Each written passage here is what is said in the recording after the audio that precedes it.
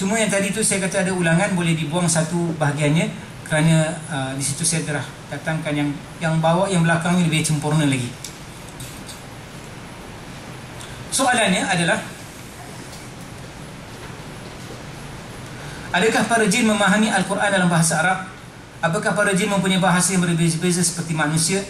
Maksud ana, bila kita bacakan ayat Quran, jin yang mengganggu pasti akan memahaminya.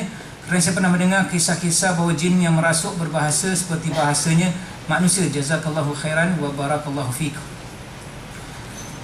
Berkenaan dengan jin, para jin ini, dia Al-Quran pasti memberi kesan kepada mereka.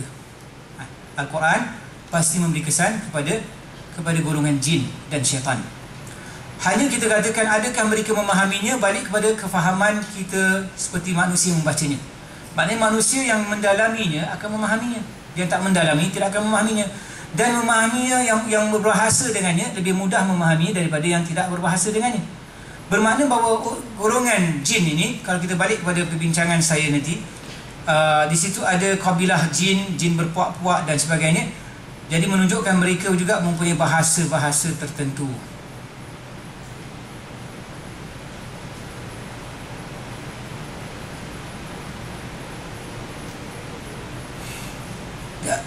Di sini kita bincangkan sebenarnya dalam bab jin mempunyai kabilah, puak dan berkaum. Jin juga berkabilah dan berkaum. Allah Ta'ala menerangkan bahawa jin ini mempunyai kaum dan yang berbeza, di mana Allah mengkhabarkan bagaimana golongan jin mendengar kepada Al-Quran daripada Rasulullah SAW, kemudian mereka pergi kepada kaum mereka memberi peringatan kepada kaum kerabatnya. Allah SWT berfirman, Ya qaumana ajibu da'iyallahi wa aminu bihi yaghfir lakum min dhunubikum wa yujirkum min adabin alim. Wahai kaum kami, maknanya dia kata tentang kaum dia, sahutlah seruan Rasul ini, Nabi yang Muhammad yang mengajak kepada jalan Allah, serta berimanlah kamu kepadanya supaya Allah mengampunkan sebahagian dosa-dosa kamu dan menyelamatkan kamu daripada azab siksa yang tidak terperi sakitnya. Jadi kita katakan golongan jin ini dia punya bahasa yang berbeza-beza, tapi kesan daripada Al-Quran pasti kepadanya. Sebagaimana orang yang membaca Al-Quran tidak memahami akan ayatnya, dia terkesan dengan bacaannya. Begitulah kita katakan orang yang atau jin yang tidak memahami bahasa Arab juga akan terkesan dengannya. Dan lebih-lebih lagi kita katakan bahawa Allah Subhanahu Wa Taala mengataskan manusia atau memuliakan manusia terhadap golongan jin. Kerana dengan itu, apabila arahan perintahnya manusia haruslah dia dengarkan. Dan ini menunjukkan bahawa Allah SWT memuliakan anak Adam, sebagaimana Allah telah berfirman, walaqad karramna bani Adam, dan telah kami muliakan anak-anak Adam. Jadi menunjukkan anak Adam dengan golongan jin, manusia dengan golongan jin, manusia lebih mulia di sisi Allah Subhanahu Wa Taala, mulia daripada sudut kita lihat kedudukannya. Sebab itu apabila dalam firman Allah, apabila golongan jin ini meminta bantuan daripada golongan manusia, kana rijalun minal insi ya'udzuuna birijal minal jinni fazaduhum rahaqa, iaitu ada kelompok manusia daripada kalangan, kelompok lelaki daripada kalangan manusia meminta bantuan daripada lelaki daripada kalangan jin, maka mereka tak menambahkan golongan jin ini melainkan kepelampauan dia. Menunjukkan bahawa apabila manusia ini mula rendahkan dirinya, menghinakan dirinya kepada golongan jin, maka jinlah dapat mengatasinya selepas itu. Tapi pada asalnya tidak, kerana golongan jin lebih hina daripada golongan manusia. Ini adalah perkara yang kita harus ambil perhatian. Jadi tak perlu kita takut dengan jin pun. Mana tak perlu kita rasa gerun dengannya, tapi kita minta perlindungan Allah dengan Allah daripada mereka. Dengan itu tidaklah kita takut-takut sangat sampai bersendirian pun tak boleh, jalan tempat gelap pun tak boleh, dan dengar bunyi-bunyi pun kita rasa takut. Kita tak. Kerana apa? Kita katakan bahawa semuanya ini tidak akan dapat memberikan kemudaratan kepada kita atau manfaat. Soalan kedua,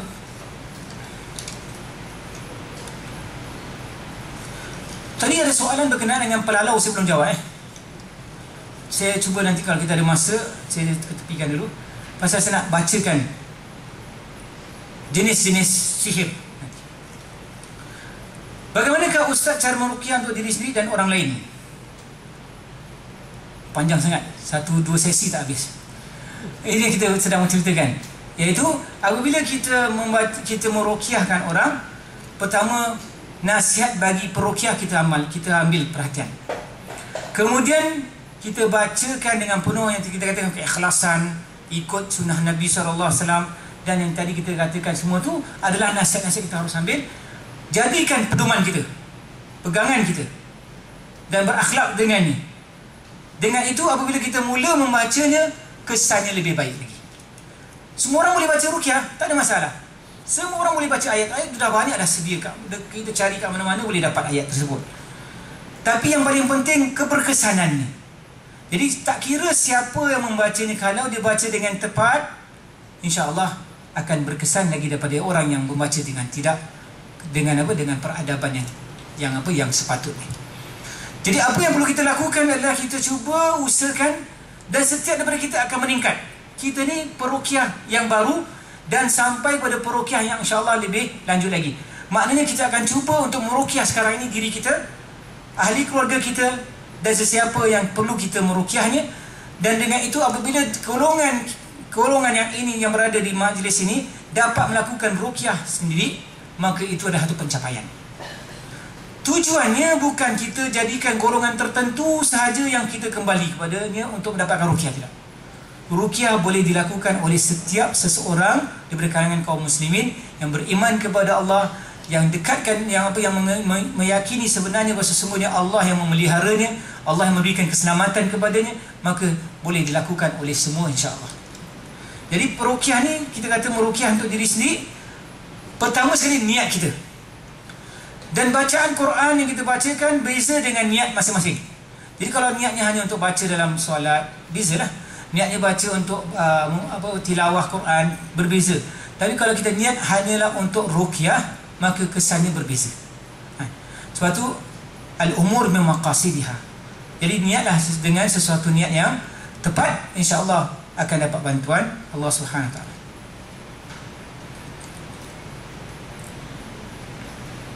Apa media yang paling bagus untuk meruqyah seperti dengan air atau bacaan ayat Al-Quran sahaja? Kita katakan balik kepada keadaan seseorang itu.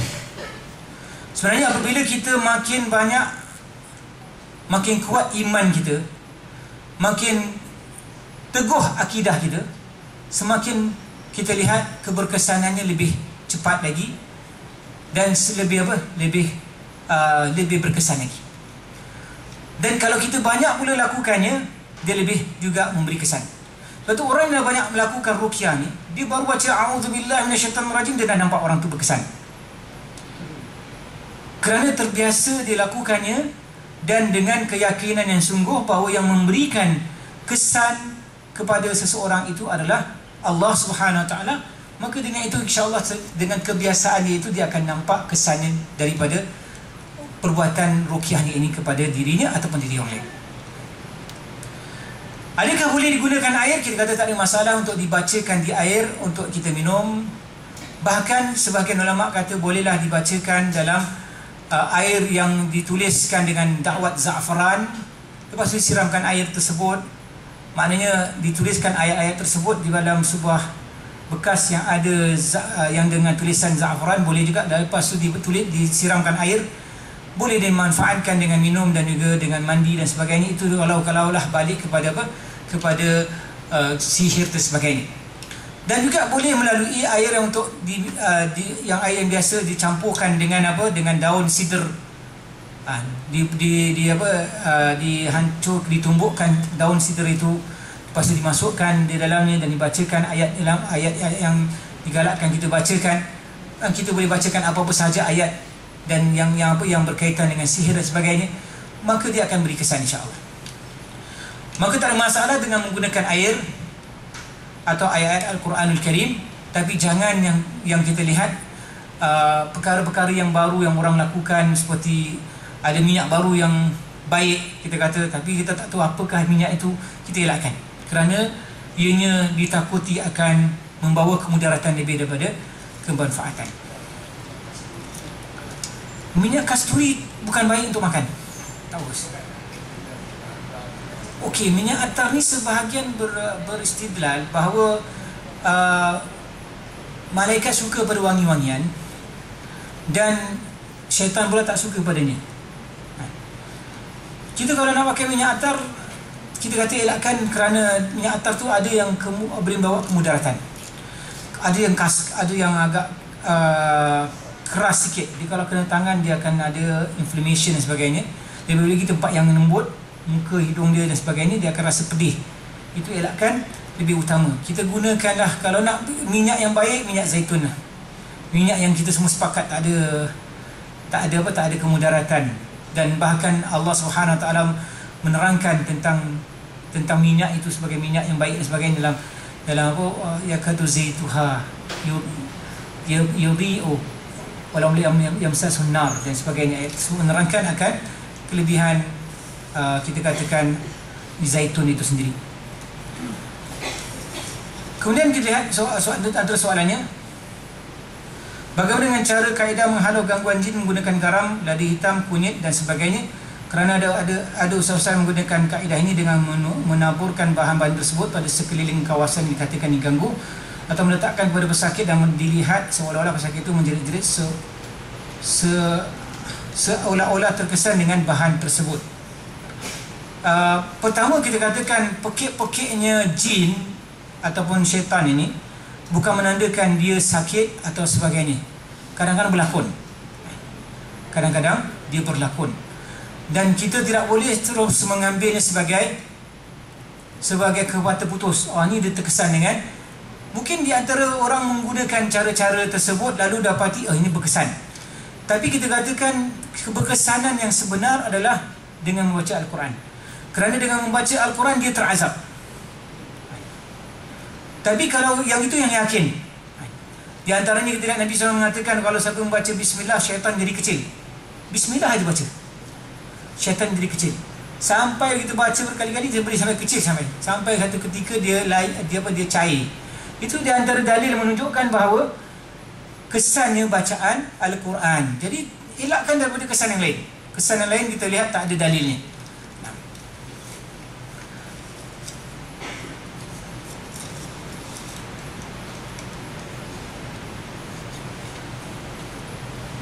Apakah yang dilakukan oleh rehab hati Qurani ini? Okey, dia boleh dari segi syariat, terutamanya ruqyah masal, ni mes ruqyah. Saya tiba cakap tentang mes ruqyah. Kita kata bahawa mes ruqyah ni tak ada petunjuk daripada Nabi SAW. Kalau yang paling lebih berkesan siapa? Nabi SAW untuk buatkan mes ruqyah. Tapi dengan ini kita katakan, dan juga sahabat-sahabat dan yang lain, kita lihat mereka tidak pernah terbukti mereka lakukan mes ruqyah. Jadi elakkan daripada melakukannya. Dan juga dia punya fitnah besar sangat. Bayangkan ramai-ramai orang yang kita dapat berikan kesan. Apa perasaan kita? Bahaya. Sebab tu kita kata jaga niat, jaga keikhlasan, jaga hati, amalan hati. Amalan hati paling senang dirosakkan oleh syaitan. Elakkan daripada kita jadikan sebagai sumber untuk kita, peluang untuk syaitan masuk, untuk megahkan kita, rasa kagum kita terhadap diri kita dan sebagainya. Jangan. Sebab tu, dan kita jangan membesarkan. Maksudnya apabila kita lihat ada orang dia terkesan dengan keadaan, ada orang yang kita lihat dia melakukan pergerakan cakap ini semua ni bukan kerana rasukan pun. Dia berpenyakit jiwa sebagainya. Jadi bukan semua kerana rasukan. Orang bercakap atau dia buat perangai, kita katakan dengan perangai macam tak ada apa, tidak mempunyai derianya. Kita kata bukan semuanya disebabkan gangguan.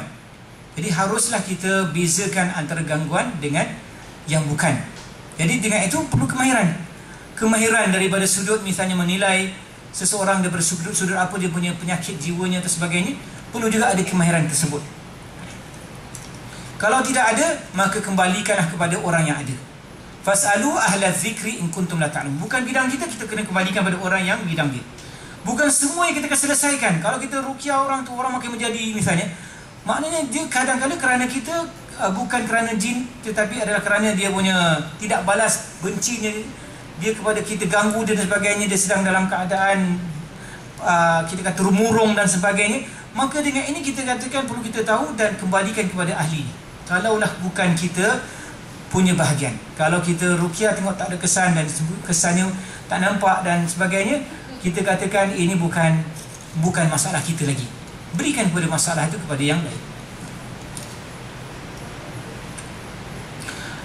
Apakah benar kita boleh memagari diri rumah dan dari gangguan jin? Kita ada boleh, tapi dengan cara yang Nabi ajar. Nabi SAW sadar daripada hadis yang menerangkan bahawa seseorang yang membaca dalam rumahnya suratul Baqarah, syaitan tak akan dapat masuk ke dalam rumahnya selama 3 hari.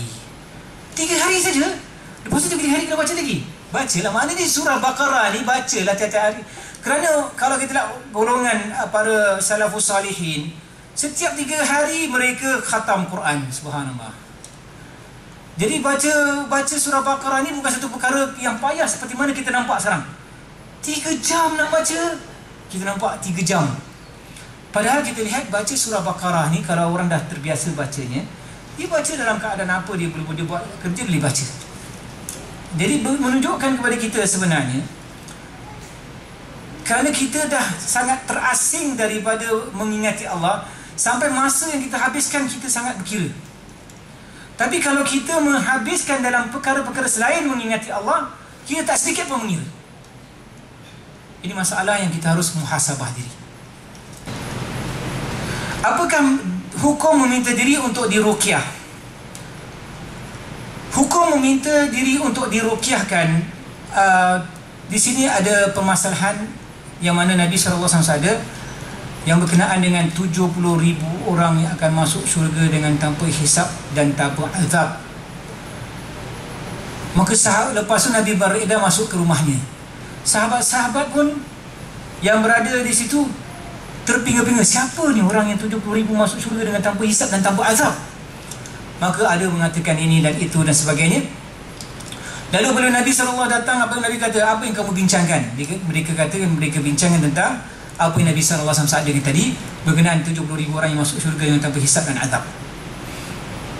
Lalu Nabi SAW sampaikan, humul ladhina la yastarquna, dalam riwayat ada mengatakan yakun, tapi yakun lafaz lemah. Humul ladhina la yastarquna wa la yatatayyaruna wa ala rabbihim yatawakkalun.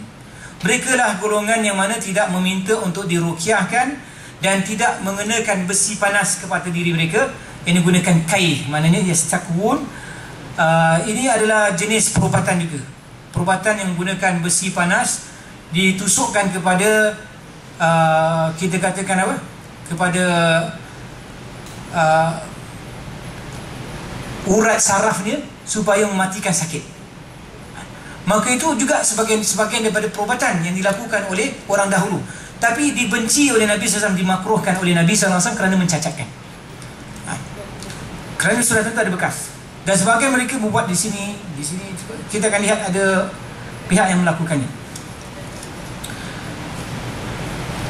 Kemudian Nabi SAW ada lagi, wa ala rabbihim yatawakkalun, dan mereka ke atas Rabbnya mereka bertawakal. Jadi daripada surah ini ulama menerangkan orang yang meminta ruqyah ni masuk dalam kategori tersebut. Tapi adakah bermakna dia tidak dapat kategori yang masuk syurga dengan tanpa hisab dan azab? Kita kata tidak. Syekh bin Baz rahimahullah mengatakan hadis ini, kalau kita tak dapat masuk, bukan bermakna kita tak dapat masuk syurga. Dia ada hadis yang lain menerangkan tentang kemasukan syurga. Jadi dengan itu tidaklah kita dapat kebaikan di sini.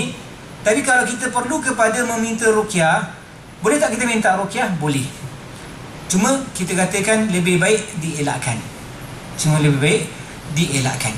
Berkenaan orang yang meruqyahkan tidak termasuk, kerana lafaz itu lemah. Dan sebenarnya Nabi SAW bahkan galakkan kita untuk memberi bantuan kepada saudara kita. Nabi SAW ada, man istata'a yanfa'a akhahu falyaf'al. Barang siapa yang dapat membantu saudaranya, maka lakukanlah. Maka kita lakukanlah. Dengan kita membantunya, dengan kita boleh beri manfaat kepadanya, dengan kita boleh ruqyahnya, maka lakukanlah, tak ada masalah. Semuanya ini satu soalan, ada 6 soalan. Saya tak boleh baca semua lah. Yang 5 ada soalan Saya taruh diri ke website dulu. Kemudian, Assalamualaikum Ustaz, mau tanya, mohon penjelasannya. Syukran jazakallah khairan. Apakah hukumnya kita memajang apa ni?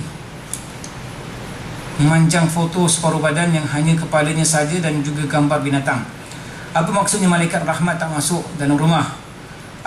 Kedua, apabila anak kita bertanya tentang Tuhan agama selain Islam, apa yang seharusnya kita katakan? Bolehkah kita menyebut Tuhan mereka atau hanya sesembahan mereka? Pertama, kita katakan soalan yang pertama, apakah hukumnya kita memanjakan foto? Mana mungkin besarkan foto, saya rasa separuh badan yang hanya kepalanya sahaja dan juga gambar binatang. Kita elakkan daripada kita memanjangkan, membesarkan foto, lepas tu kita tampalkan, menjadikan portret, kerana dia masuk dalam kategori yang dilarang oleh Nabi SAW untuk kita lakukan, letakkan dalam rumah. Kenapa? Kerana ianya menyebabkan malaikat tidak masuk ke rumah. Innal malaikata la tadkhul baitan fiha surah wal kalb.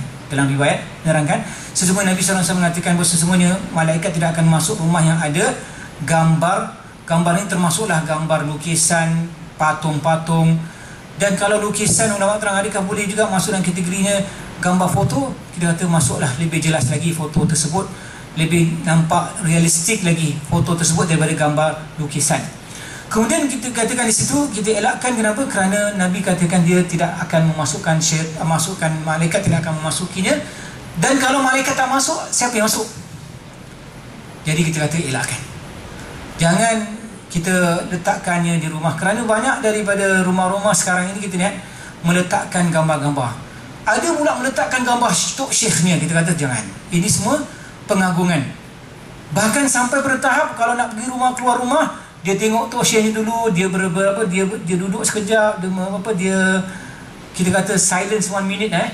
Ini kita tak boleh, kerana dia adalah perbuatan yang terlarang. Dan dia, sebab tu ditutup jalan yang boleh membuka pintu kepada kesyirikan. Dan kita elakkan daripada kalau nak bergambar dan lukisan sebagainya, elakkan yang ada bernyawa. Sebagaimana Nabi SAW menyuruh dijauhkan sahabat yang suka melukis itu. Nabi katakan elakkan daripada melukis yang mempunyai nyawa, iaitu manusia, binatang-binatang dan sebagainya. Tapi kalaulah misalnya gambar-gambar pokok, pemandangan-pemandangan, tidaklah ada masalah.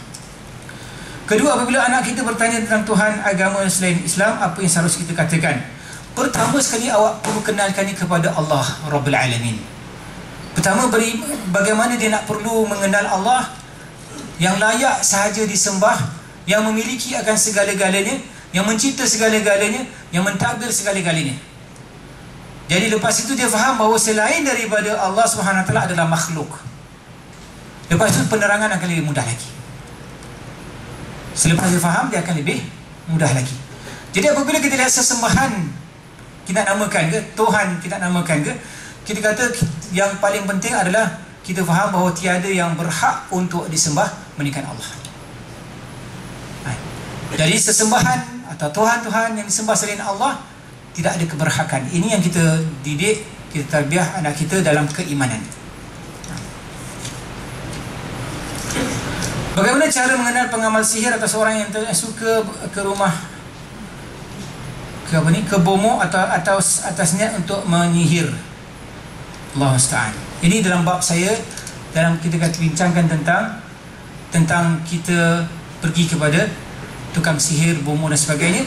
Sebenarnya pergi sahaja dan mendengarkan kata-katanya sudah boleh menyebabkan solat kita 40 hari tak diterima. Kalau kita membenarkan apa yang dia katakan, maka telah kita kufur di atas apa yang dibawa oleh Nabi Muhammad SAW. Ini semua dua-duanya ada hadis yang sahih. Jadi elakkan daripada kita pergi kepada tukang sihir, bomo, dukun, nujum, ahli nujum sebagainya. Ini semua kita elakkan. Bagaimana cara untuk mengelakkan menggalakkan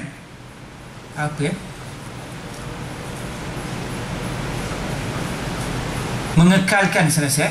Bagaimana cara untuk mengekalkan silaturahmi sekiranya kita tahu seseorang itu pengamal sihir dan cara mengelakkan diri daripada mereka sekiranya itu adalah cara terbaik.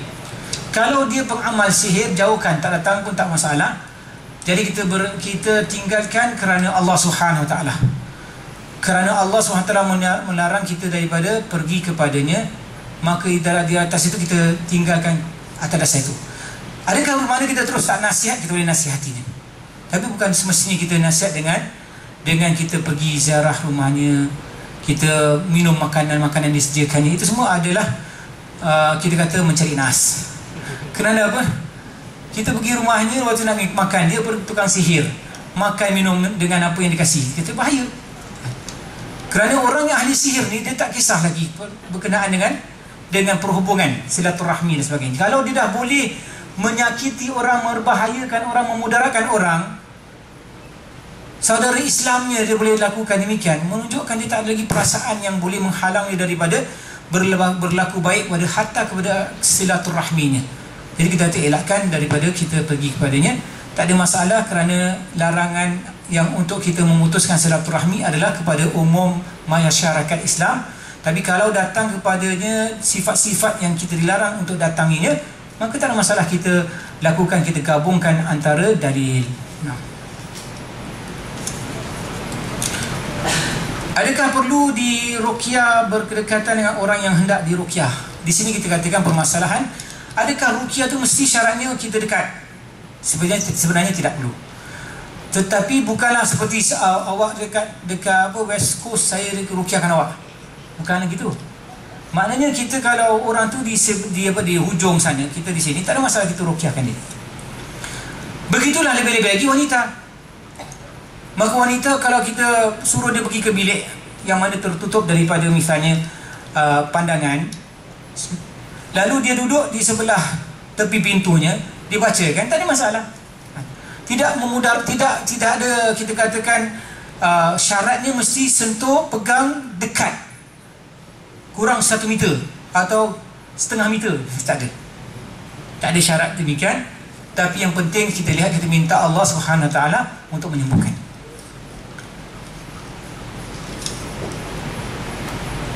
Apakah tanda-tanda orang yang terkena sihir tapi dia tidak mengetahui? Kita boleh baca nanti dalam apa yang saya letakkan dalam ini. Semoga kita dapat ada masa ekstra, kita bolehlah pergi padanya, insyaAllah.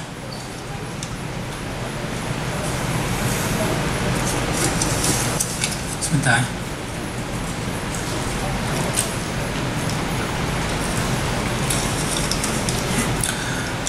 Bolehkah mandi bunga untuk menghilangkan stres atau sakit tulang dan sebagainya, di mana bunga ini telah dibuat kajian dapat dimanfaatkan untuk mengurangkan atau mencegah? Kita kata kalau ada kita katakan kashfut tibbi, maknanya ada pewartaan daripada sudut kedoktorannya, tak ada masalah. Kerana dia adalah kita melaksanakan ini dari atas dasar mendapatkan kemanfaatan kesihatan, dan bukan atas kepercayaan yang batil. Tak ada masalah. Sebagai contoh, kenapa awak gunakan lemon, limau lemon kerana dia lebih cepat untuk menghilangkan misalnya kita katakan minyak-minyak dan sebagainya. Jadi kita kata atas sebab itu tak ada masalah kita mengkhususkan sesuatu buah atau benda yang kita lihat kita nak manfaatkan daripada sudut kedoktorannya, tak ada masalah, tidaklah masuk dalam kategori yang dilarang.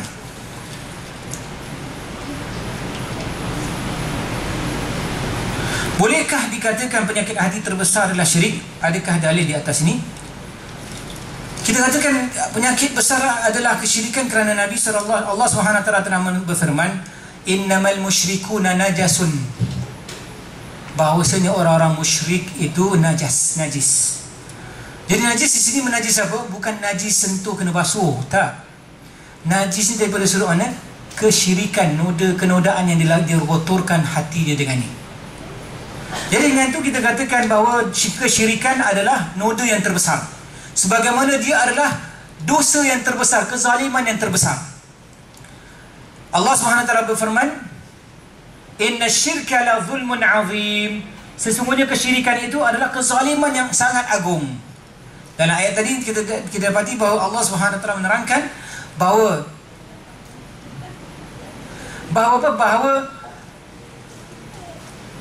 Kesyirikan itu adalah kenodaan yang terbesar, sehingga Allah SWT menamakan orang-orang musyrik sebagai najis. Innamal musyrikuna najasun fala yaqrabu masjidil haram ba'da amim hadha. Dalam ayat tersebut Allah menerangkan bahawa para musyrikin adalah najis, maka janganlah mereka datang atau mendekati Masjidil Haram selepas tahun ini. Dia menunjukkan di sini adalah menunjukkan akan kenodaannya.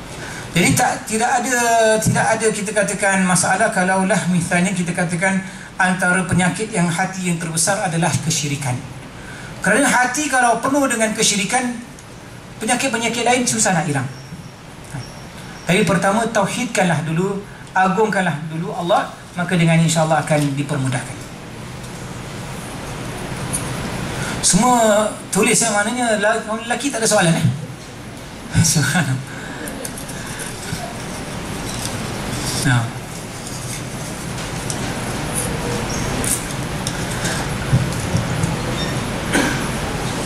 Bolehkah seseorang itu disihir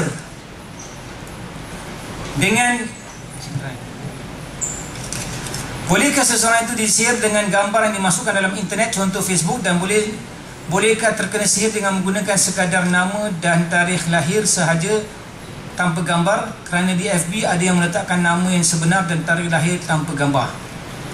Ini masalah social media. Allah musta'an. Pertama sekali, tidak ada sebenarnya keperluan untuk kita mempostkan gambar-gambar, kerana di situ kita lihat ada sebahagian manusia memang berpenyakit hati. Dan apabila dia lihat seseorang dalam nikmat, dia akan mungkin tak suka. Dan dengan tak sukanya dia, pandangannya mungkin membawa penyakit, membawa kepada kesan. Sebagaimana Nabi SAW, al-ainu haqqun, Nabi kata bahawa pemandangan itu adalah benar. Kalaulah ada sesuatu yang lebih cepat mengatasi qadar, sudah tentu ain, Nabi kata, menunjukkan kesannya benar. Jadi ada bila kita letakkan gambar kita tengah posing lah, tengah apalah, tengah bangun tidur lah, macam-macam kita lihat, kita buat, ini adalah membuka jalan kepada kemudaratan diri sendiri. Pertama, kita kadang-kadang membuka keaiban kita.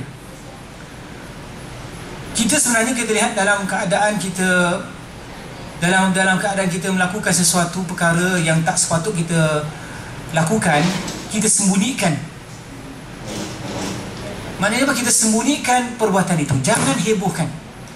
Nabi SAW bersabda, kullukum mu'afi illa al-mujahirin.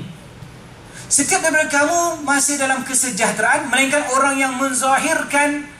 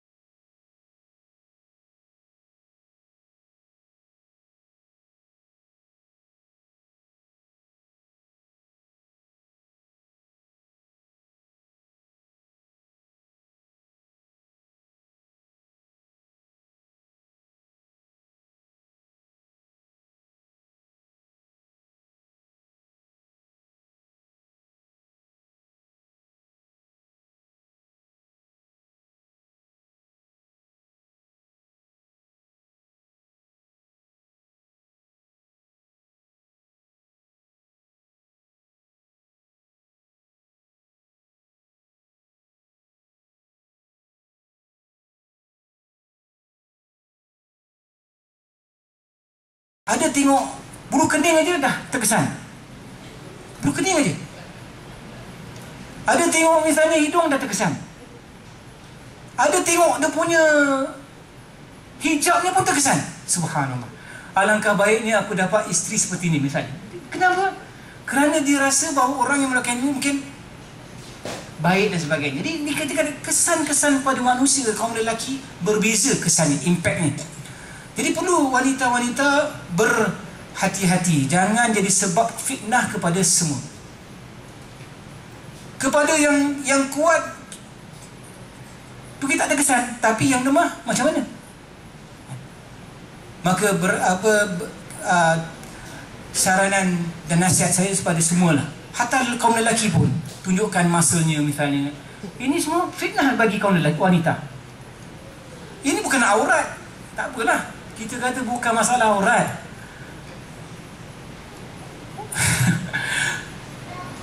Muscle ataupun apa, otot-otot yang keluar urat-urat ni kadang-kadang fitnah pada wanita. Jadi elakkan. Sebab tu apabila Nabi SAW bertanya kepada isterinya, dia mengatakan bahawa adalah baik untuk wanita tidak dia dilihat lelaki ataupun dia melihat wanita itu melihat lelaki dan lelaki tak melihatnya. Itu adalah jalan tutup fitnah. Dan tempat seperti FB ni bukanlah permainan orang-orang salihat untuk dijadikan sebagai laporan-laporan, tempat mendatangkan khabar, kita sampai menyampaikan berita-berita, kerana berita-berita semuanya tak pasti lagi kebenarannya. Nabi SAW bersabda, kafa bil mar'i kadhiban yuhaddits kull ma yasma'. Cukuplah bagi seorang itu sebagai pendusta kalau dia menyampaikan setiap apa yang dia dapat, dia dengar. Ini bukan dia dengar, dia dapat saja posting, dia terus hantar, dia posting, dia hantar. Kita tahu kebenarannya. Dan ini juga adalah perkara yang kita elakkan supaya tidak berlaku kepada kita perkara yang dilarang. Wallahu a'lam bissawab. Kita ada masa lagi dalam 20 minit betul? Boleh kita mulakan sedikit ataupun kita nak soalan lain? Soalan yang tadi yang banyak tadi belum lagi selesai, saya datangkan kembali soalannya. Apakah yang dimaksudkan dengan hadis ini? Mereka adalah orang-orang yang tidak meminta untuk diruqyah, tidak pernah bertatayur dan tidak pun melakukan terapi dengan kai, dan hanya kepada Rabb mereka bertawakal. Hadis Bukhari, Muslim dan Ibn Abbas. Golongan ini kita lihat adalah golongan yang menunjukkan bahawa di sini mereka sangat bertawakal kepada Allah. Ada di antara bertatayur, maknanya kita terbangkan burung. Dia adalah amalan yang dilakukan oleh orang jahiliah dan orang sekarang pun ada dilakukan juga. Jadi apabila dia nak pergi berjauhan, nak pergi bermusafir misalnya, dia terbangkan burung merpati. Kalau burung merpati jalan terus, baiklah, dia teruskan perjalanan. Kalau burung merpati belok kanan, baik juga. Tapi kalau dia belok kiri, di jalan belakang, ni dikatakan bad omen. Yang dia kata apa? Tanda buruk, malapetaka jatuh misalnya. Kita kata tidak. Atau seorang itu nampak misalnya depan buka pintu je nampak burung hantu.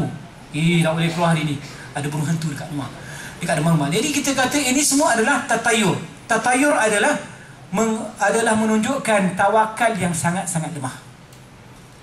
Sama ada sangat lemah atau mesti ada langsung. Jadi apabila kita bertatayur, kita elakkan. Kenapa? Kerana dia adalah menafikan akan tawakal. Berkenaan dengan ruqyah, istirqa, sebagian ulama menerangkan bahawa istirqa ni meminta untuk diruqyahkan, adakah dia termasuk dalam kekurangan tawakal kita kepada Allah? Di situ ulama khilaf. Maknanya masuk dalam perubatan secara khusus misalnya. Adakah kalau orang sakit, dia bersabar terhadap sakitnya ataupun dia berubat? Ini dalam perbincangan ulama. Yang penting kita katakan bahawa kalau dia minta, dia dalam keadaan yang dia misalnya ada penyakit yang mungkin kita katakan penyakitnya agak menyebabkan dia rasa tak sabar dan sebagainya, lalu dia minta jalan minta orang ruqyahkannya. Jadi kita katakan dari sudut ini, dari sudut itu dia adalah makruh. Kerana apa? Kerana kurang kesabaran. Tapi sampai tak pengharaman, sebagai ulama kata dalam hadis ini, dia gabungkan antara yang makruh dan yang haram. Tapi permasalahan ini masih dikhilafkan oleh ulama, iaitu apabila tatayur dia adalah lebih kepada haram daripada makruh. Manakala kalau tak yastarkun yaktawun, yang dengan menggunakan kain, maknanya ada kalau digunakan besi panas untuk ni, kita katakan di situ makruh hukumnya, sampai pada makruh saja, tidak sampai kepada haram. Manakala kalau kita lihat meminta ruqyah, tidak sampai kepada pengharaman, lebih kepada pemakruhan. Kerana Nabi SAW bersabda, tadawaw ya ibadallah, ma anzalallahu min da illa anzala ma'ahu dawa, alimahu man alimahu wa jahilahu man jahilahu. Nabi SAW bersabda, berobatlah, carilah penawar wahai ibadallah, wahai hamba-hamba Allah. Sesungguhnya Allah tidak turunkan penyakit, melainkan turunkan bersamanya penawar. Mengetahuinya orang yang mengetahuinya, dan menjahilinya orang yang menjahilinya. Jadi menunjukkan di sini bahawa di sini orang yang mencari penawar tidak ada masalah. Bahkan Nabi SAW ada menerangkan, tadawaw ya ibadallah, berobatlah, carilah penawar wahai hamba-hamba Allah. Maka di sini daripada hadis ini menunjukkan bahawa gabungan dalil menunjukkan dia tak sampai haram.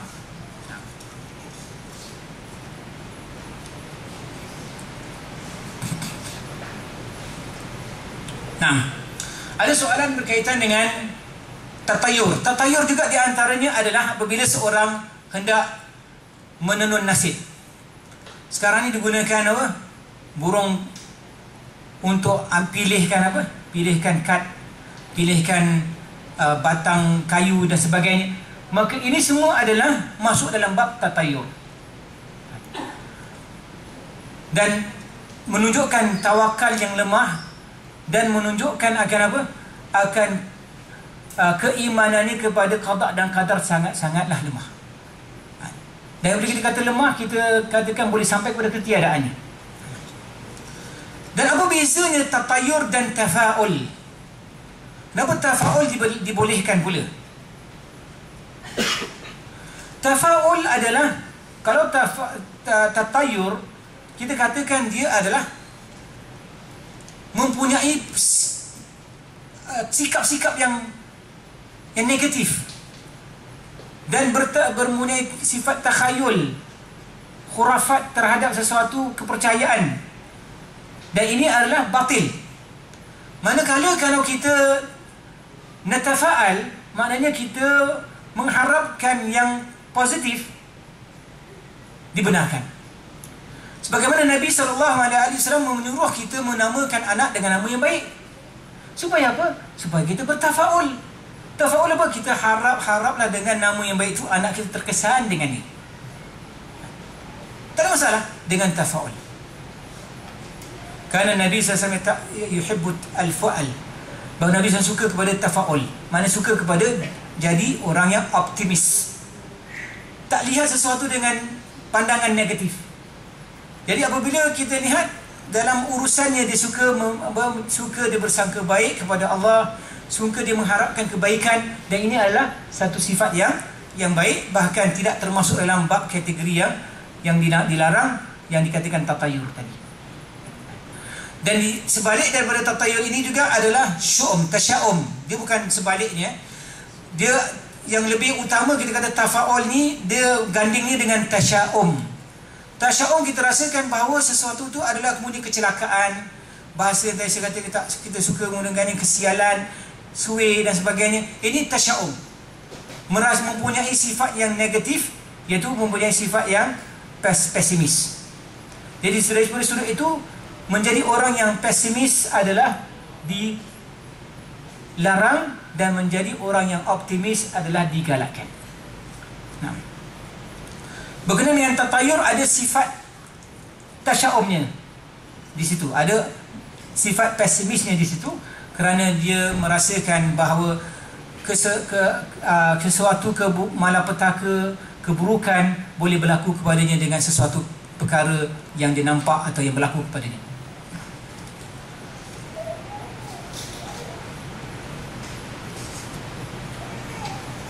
Tadi ada satu lagi soalan.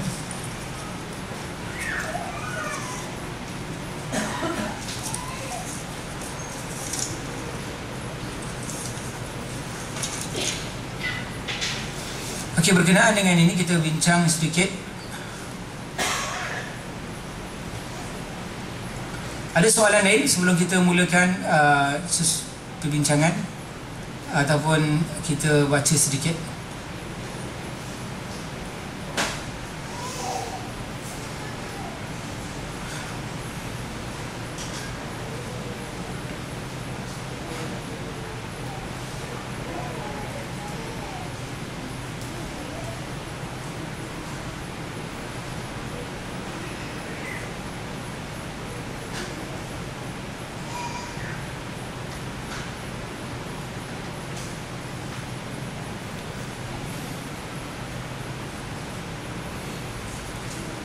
Jenis-jenis sihir dan pembahagiannya. Jadi kalau kita lihat jenis-jenis sihir, kita akan bincangkan beberapa jenis sihir yang dengannya kita dapat mengetahui apa yang dilakukan atau apa yang banyak berlaku di masyarakat, sesuatu masyarakat. Dan sebahagian masyarakat mungkin lebih daripadanya yang jenis tertentu daripada yang lain.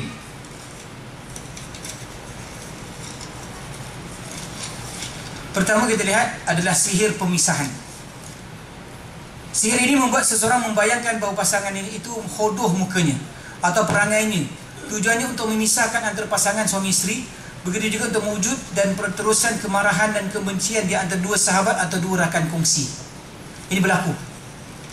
Baru jadi rakan kongsi, dah berbalah. Kita kata kemungkinan ada dia di situ dilakukan sihir ke atasnya. Begitulah suami isteri, kita kata tengok muka dah tak boleh lagi tengok, tak boleh tengok, bahkan masuk rumah je mula dah kemarahan dia. Jadi kita katakan di sini perlu kita lakukan sesuatu agar kita dapat kita mengatasi masalah ini. Jenis-jenisnya memisahkan di antara seorang bapa dengan ibu bapa, seorang dengan ibu bapanya, saudaranya, temannya dan jirannya. Memisahkan antara dua rakan kongsi dalam perniagaan mereka. Memisahkan antara seorang dengan pasangan suami isteri. Ini adalah antara yang paling berbahaya dan penting dalam jenis sihir ini. Inilah yang diterangkan oleh Allah Subhanahu wa taala dalam firman-Nya, yufarriquna bainal mar'i wa zawjihi. Memisahkan, sihir ini memisahkan antara seseorang dengan isterinya. Tandanya terbalik keadaan dengan secara tiba-tiba dari kasih dan cinta kepada benci dan saling sangsi menyangsi di antara keduanya.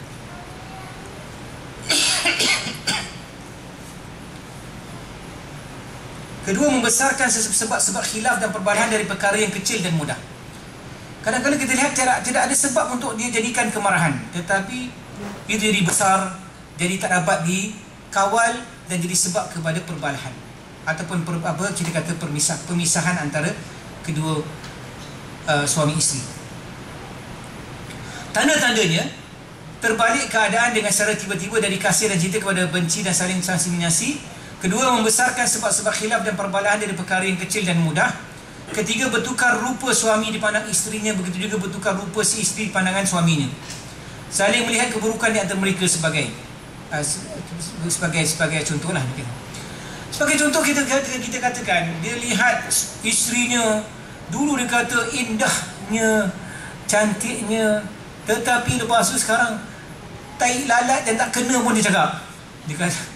Kita kata ini adalah menunjukkan sebenarnya tak ada sebab untuk dia gaduh atau benci orang tu. Takkan daripada dulu tak nampak tai lalat dekat situ, kan? Jadi dengan itu menunjukkan kepada kita bahawa perkara ini adalah boleh berlaku, dan kalau dia berlaku, kita jangan segera ambil keputusan bercerai.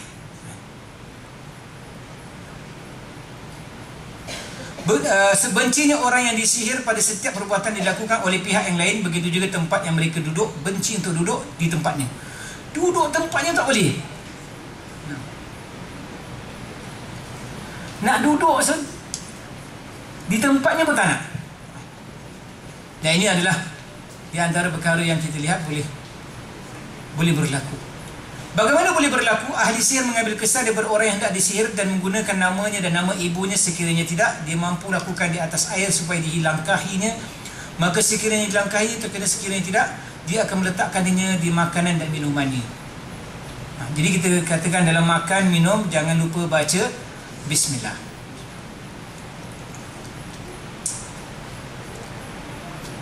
Kemudian kedua, sihir kecintaan, tiwalah. Sebab tu ada orang dia kata, saya nak pergi tak dapatkan apa, minyak sunyonyong. Dan ada mengatakan, saya nak dapat air untuk, Ustaz bacakanlah air untuk orang sayang saya. Ni semua awak ingat saya tukang sihir? Kata tak boleh gitu. Pasal apa? Kalau betul awak nak sayang, awak lakukanlah amalan-amalan kebajikan. Berimanlah kepada Allah, seperti mana yang telah kita kata, innal ladzina amanu wa amilus salihati sayaj'alu lahumur rahmanu wudda. Sesungguhnya orang beriman dan beramal saleh, Allah akan jadikan dan Ar-Rahman akan meletakkan dalam hati ini kasih sayang. Jadi kasih sayang tu bukan sesuatu perkara yang kita boleh menipukan orang ramai. Sayanglah saya. Apa punya perbuatannya awak membuat orang benci. Jadi jangan salahkan orang lain benci awak kerana tingkah laku awak yang tidak baik. Ubah tingkah laku kepada yang baik, orang akan cinta insya-Allah. Jadi jangan lihat orang lain. Kadang-kadang kita hanya lihat orang lain. Ini kenapa orang benci sangat aku?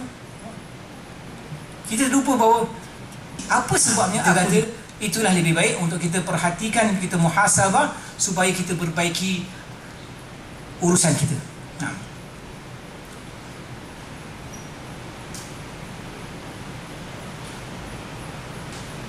Dan kita lihat tanda-tanda kecintaan yang melampau dan tidak sabar berjauhan darinya. Ini dah gila apa? Kepayang apa? Bahasanya lupa lah. Gila bayang Gila bayang. Dan berlaku sebagaimana Majnun dan Laila. Dia dapat dia punya dinding pun dia dah hilang dia punya apa? Dah hilang dia punya kerinduan. Allah Musta'an. Bersemangat untuk melakukan jima'. Ketiga, ternanti-nanti untuk melihatnya dan mentaatinya dengan ketaatan buta pada setiap yang disuruh. Ini kadang-kadang berlaku kepada bos, seorang isteri nak suaminya jangan kahwin lain, maka dia buat demikian. Atau sebagai contoh-contoh yang lain. Sebab sebenarnya berlakulah perbalahan di antara suami isteri, ketamakan isteri untuk mendapat kasih sayang suami, terutama sekiranya mempunyai madu yang lain. Ketamakan isteri kepada harta suaminya, terutama sekiranya dia kaya. Takutnya isteri suaminya nikah lagi. Ini takut. Bagaimana boleh berlaku isteri pergi pada tukang sihir seperti di atas, mengambil kesan suaminya seperti baju, sabut tangan lama yang ada bekas peluhnya, diambil tali dan ditiupkan dan diikat, kemudian ditanam di tempat yang sepi dan sebagainya. Ini dilakukan. Kesan sampingnya, kadang-kadang daripada si pasangan bertambah bercinta menyebabkan bertambah pula kebencian sehingga benci pada wanita dan mungkin berakhir dengan talak. Dia nak cinta, dia terlampau cinta sampai menyebabkan pula kebencian. Kita tengok, dia dah cutuk sangat cinta kita, meluatlah. Biasanya kita kata, sampailah kita pun dah benci dengan dia, ataupun dia benci kita. Bukan saja itu, bahkan dia dengan kita buat ini ada kesan sampingan sampai kita lihat dia benci dengan orang lain. Wanita lain semua dia benci, dia hanya suka kita. Jadi kita memberi dia punya kesan tu, kesannya sampai kepada yang lain orang. Kadang-kadang suami sakit kerana kemungkinan disihir dari perkara yang najis. Ini masalah. Sampai kepada membenci semua wanita sehingga membenci ibu, adik-beradik dan kerabatnya yang wanita. Jadi jangan elakkan daripada kita melakukan, pergi bahkan kepada orang-orang yang melakukan ini kerana dia membawa kepada kekufuran. Kemudian ketiga, sihir takhyil, menampakkan sesuatu.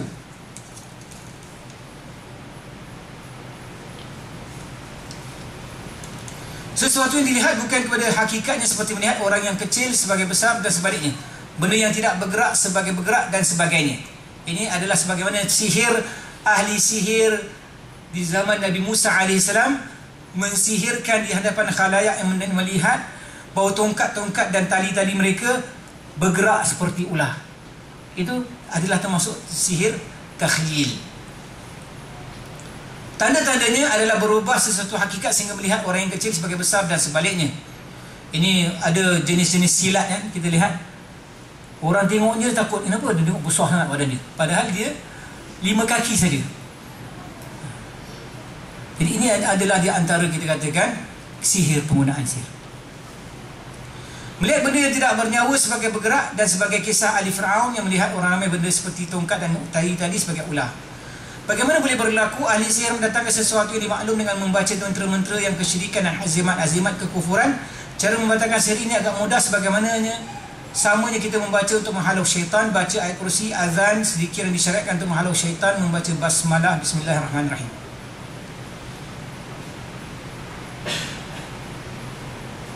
Sihir ketidaksiuman dimasukkan ke dalam diri orang yang disihir sesuatu sehingga memberi kesan kepada fikiran. Tandanya hilang ingatan, cepat lalai, cepat terlupa, salah-salah dalam pertuturan, berbolah mata berkeliaran. Dia punya mata kita lihat berpusing-pusing misalnya. Tidak duduk di satu tempat, tidak dapat kekal di satu tempat pekerjaan, tidak pedulikan keterampilan. Pada keadaan yang lebih dahsyat, seorang itu tidak tahu di mana dia berjalan, kemungkinan tidur di tempat-tempat yang tidak ada orang. Bagaimana boleh berlaku jin yang disuruh oleh ahli sihir untuk duduk dan dibelenggu di otaknya, kemudian menekankan di bahagian otaknya yang digunakan untuk berfikir, ingat dan berterusan sehingga berlakunya ketidakwarasan ini. Kemudian sihir kemalasan, diutus jin kepada seorang yang dikendaki untuk disihir sehingga menyebabkan seorang suka menyendiri dan malas. Tandanya ialah suka bersendirian, tidak suka berkumpul dengan orang lain, berdiam terus tidak berkata-kata, akalnya selalu lari, mana senang aja dia lalai gitu. Pening yang berterusan, ketika tenang diam penuh dengan kemalasan. Bagaimana boleh berlaku? Ahli sihir mengutus kepada orang yang hendak disihir dengan agar berada di berada di bahagian otaknya, maka menyebabkannya suka bersendirian. Kemudian sihir khawatif, ini perbualan. Ahli sihir mengutus satu jin yang membuat orang yang disihir ini sibuk dalam tidurnya dan sedarnya. Sekiranya tidur dengan mimpi yang menakutkannya, sekiranya sedar membuatnya terdengar suara. Tanda-tandanya mimpi yang menakutkan. Lihat dalam mimpinya seperti ada orang yang memanggilnya, mendengar suara-suara yang bertutur dengannya ketika dalam keadaan sedar. Banyak sangat was-wasnya, banyak sangat kesangsiannya di antara sahabat handai.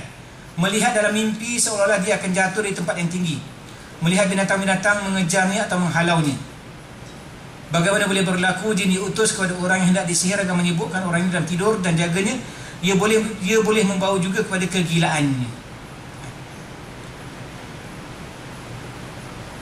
Sihir penyakit. Ahli sihir menghantar jin kepada seorang sehingga sakit yang berbagai sama ada sawan dan lain-lain sakit. Tanda-tandanya kesakitan yang berterusan di salah satu daripada anggota badan, seperti datang kepadanya sawan, berlaku kepadanya kelumpuhan pada salah satu anggota badan, berlakunya kelumpuhan pada keseluruhan jasad, menghilangkan salah satu panca indera dari berfungsi. Bagaimana boleh berlaku? Ahli sihir menghantar jin untuk duduk di bahagian otaknya dan maka duduk di tempat yang mengawal pendengaran, penglihatan atau saraf yang merasakan tangan dan kakinya, maka dengannya berlaku seperti berikut. Pertama, terbantut anggota dia berfungsi selamanya, maka berlaku kebutaan, kelumpuhan, kebisuan dan kepekakan. Atau terbantutnya anggota dia berfungsi sekali-sekala, kadang-kadang saja, ada musiman. Dan yang ketiga, atau berlakunya jin memberi isyarat yang berterusan dengan cepat sehingga kejang anggota sehingga tidak boleh bergerak. Tahu-tahu dia terus cramp ataupun jam anggota dia. Sihir pendarahan. Ini bagi wanita. Ia dikenali sebagai pendarahan seorang daripada istihadah. Pendarahan berlangsung sehingga berbulan-bulan. Ada dia kena dia ingat dia head tapi terus menerus dah 20 hari tak berhenti misalnya. Maka ini adalah dinamakan sebagai darah istihadah. Dan Nabi SAW menerangkan bahawa itu adalah raqadathu syaitan.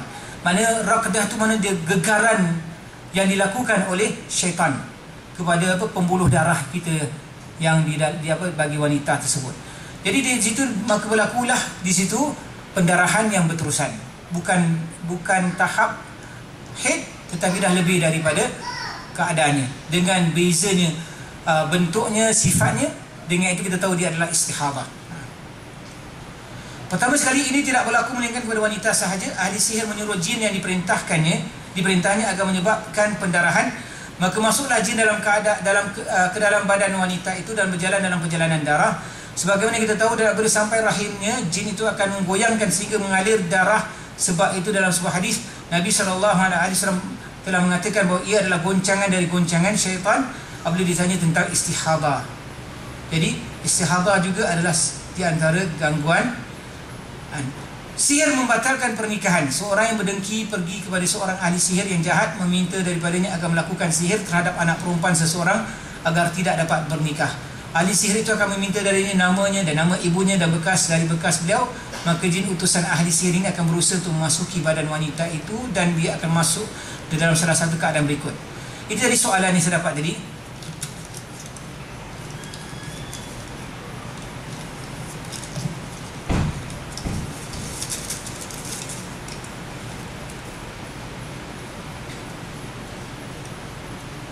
Saya lupa lah mana saya letak. Okey, berkenaan dengan bagaimanakah jin ataupun video tadi soalan berkenaan dengan video. Boleh tak seseorang itu ditanya soalannya, saya olahkan saja, saya lupa seterusnya. Soalannya adalah, boleh tak seseorang itu dirasuki jin kalau dia hanya lihat rasukan di dalam video YouTube misalnya? Kita katakan kalau seseorang itu dalam keadaan yang empat, tak kira lah dia tengok video ke, dia buat maksiat ke, dia kegembiraan sangat ke, dalam keadaan dia lalai kepada Allah SWT, dalam keadaan dia ketakutan amat sangat, dalam keadaan dia marah yang amat sangat, dalam dia tenggelam dalam maksiat, maka ini adalah jalan-jalan yang mana jin dapat masuk. Jadi kalau sebenarnya jin tidak akan dapat masuk dengan mudah ke dalam badan seseorang, melainkan dengan apabila berlakunya kepada kita dalam keadaan yang empat ini. Sebab tu jangan layankan sangat kesedihan. Kita sedih sangat kewafatan seseorang, bersedihlah dengan berpada. Kita marah sangat terhadap seseorang, marah juga dengan berpada. Begitulah dalam keadaan kita elakkan daripada situasi kita lalai kepada Allah ataupun dalam keadaan yang kita melakukan maksiat. Jin utusan ini dalam dua keadaan. Sekiranya masuk, ia akan membuat seorang wanita rasa sempit dari semua bakal suami yang datang meminangnya lalu menolaknya. Ini ada juga kita lihat berlaku pada beberapa orang yang mengkhabarkan bahawa setiap kali orang datang nak meminang, dia tolak. Dia pun rasa tak tahu sebabnya yang betul, tapi dia tergerak untuk menolak saja. Kemudian kita katakan bahawa yang kedua, sama ada ia tidak dapat masuk lalu melakukan kepada sihir takhil, menampakkan beliau melalui gangguan dari luar, seperti menampakkan kepada wanita bahawa seorang lelaki yang datang meminangnya sebagai hodoh lalu mewas-waskannya. Begitu juga lah dia membuat kepada wanita itu. Mana dia datang, orang tu Masya Allah, seorang yang tampan dan sebagainya, tapi digambarkan Masya Allah dengan gambaran yang hodoh dan sebagainya. Maka dengan itu dia tidak mau. Dalam keadaan sihir yang kuat, lelaki yang datang meminang akan dapati apabila memasuki rumah wanita yang hendak ia minang, dengan merasakan kesempitan dan seolah-olah kehidupan ini gelap dan merasakan ibarat dan penjara, selepas itu pasti dia tidak akan kembali lagi ke rumah tersebut. Ini di antaranya juga yang berlaku. Dia dah boleh kita katakan mula Masya Allah tak ada masalah, tapi terus dia balik dia rasa tidak mau. Tanda-tandanya sakit kepala datang dan pergi tidak hilang dengan mengambil ubat doktor. Jadi kita katakan pergi ke mana dahulu, pergi doktor dulu kalau pening kepala, tak ada masalah. Jangan terus kita rasa ni gangguan. Kalau kita nak ruqyah, tak ada masalah. Ruqyah kerana sakit kepala, tak ada masalah juga. Kerana apa? Kerana ruqyah ni bukan saja untuk gangguan syaitan dan sebagainya. Hatta penyakit-penyakit yang biasa juga boleh kita meruqyahkan diri kita. Kedua, dada merasa sempit terlebih lagi pada waktu selepas asar sehingga tengah malam. Ketiga, melihat orang yang datang meminang sebagai hodoh. Keempat, banyak sangat berfikiran sehingga tumpuan selalu lari. Kelima, hati yang bergejolak penuh dengan keluh kesah. Keenam, merasakan sakit yang berterusan di bahagian perut. Ketujuh, merasakan sakit di bahagian tulang belakang di bahagian bawah. Dan ini adalah maklumat penting tentang berkenaan dengan sihir yang awak boleh baca sendiri insya-Allah, kerana masa tak mengizinkan kita. Jadi masa tak mengizinkan, kita harap insya-Allah jadi pada masa yang akan datang agar kita dapat melakukan ruqyah dengan penuh keyakinan, dan setiap daripada kita boleh memantapkan diri masing-masing. Jadi bertawakallah kepada Allah, ambillah langkah untuk awak meruqyah diri awak dan meruqyah orang-orang yang terdekat kepada diri awak dan kepada siapa yang memerlukannya. Semoga Allah berikan taufik kepada kita. Dan saya menutupi majlis ini dengan pertama sekali minta maaf kalau ada salah silap, terkasar bahasa, contoh-contoh yang mungkin mengguriskan hati dan sebagainya. Maka semoga Allah berikan kepada kita taufik dan hidayah agar kita insya-Allah menjadi golongan yang bertakwa, sentiasa kembali kepada ajaran Allah dan Rasulnya dalam setiap gerak geri kita yang kecil, yang besar, dan dengan kita meminta pertolongan Allah terlebih lagi dalam kita berdoa kepadanya. Dan saya ingin awak pergi kepada yang terakhir daripada perbincangan ini, iaitu tentang apa? Tentang doa. Ia sangat penting untuk awak dapat memperbaiki adab-adab atau syarat-syarat doa, adab-adabnya, serta apa? Serta kita katakan dia punya apa? Waktu-waktu yang mustajab di dalamnya. Semoga Allah berikan taufik dan hidayah. Wallahu taala alam wa sallallahu ala Muhammad wa ala ali Muhammad. Walhamdulillahi rabbil alamin. Aqulu ma tasma'un wa astaghfirullah li wa lakum. Assalamualaikum warahmatullahi wabarakatuh.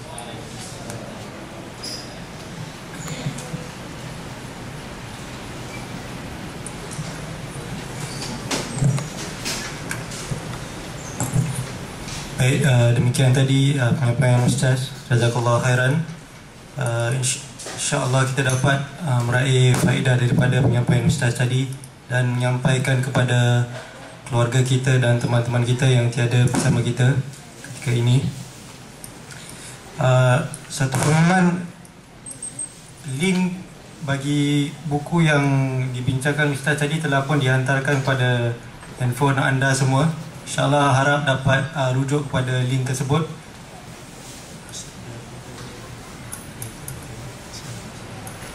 InsyaAllah kita dapat ketemu di kesempatan yang lain. Sekian, wassalamualaikum warahmatullahi wabarakatuh. Subhanallah wa bihamdik, asyhadu an la ilaha illa anta, astaghfiruka wa atubu ilaik. Assalamualaikum warahmatullahi wabarakatuh.